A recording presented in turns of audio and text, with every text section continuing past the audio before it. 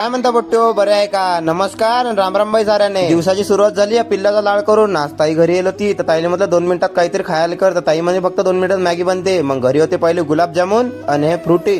मग आणलेन पहिले फ्रुटीच पेली. मग नळ आले ती तर ताई म्हणे मी पाणी भरतो म्हणे, तू मॅगी जोड जाय म्हणे, मॅगीला सराडा दे म्हणे. मग काय झालीन भाऊ आपली मॅगी एकदम खतरनाक पैकी तयार. मग तेवढा झालीन मग आई बसलीन सांगत कीर्तन. आईले म्हटलं की मॅगी काय? आई म्हणे तूच काय म्हणे, मी नाही खात म्हणे मॅगी की. मग मला ओम्याचा फोन आला होता म्हणे कॉलेजमध्ये घ्यायले. मला बी अर्जंट काम होतं, 2-3 दिवसापासून मी गेलोच नव्हतो कॉलेजले. मग संख्याला घेतला आणि आम्ही गेलो कॉलेजले. ओम्याला घेऊन आलो कॉलेजमधून आणि सरकावर आम्ही डीमार्ट मध्ये.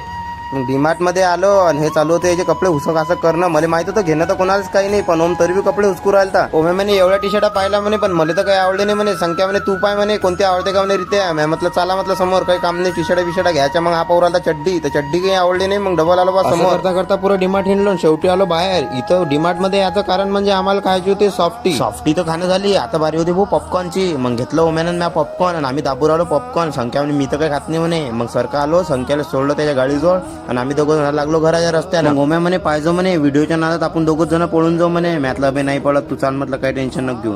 जर पोट्टे तुम्हाला आपल्या ब्लॉग आवडत तर फॉलो करून घेणार बा. फॉलो करायला कायले कंजूस करता.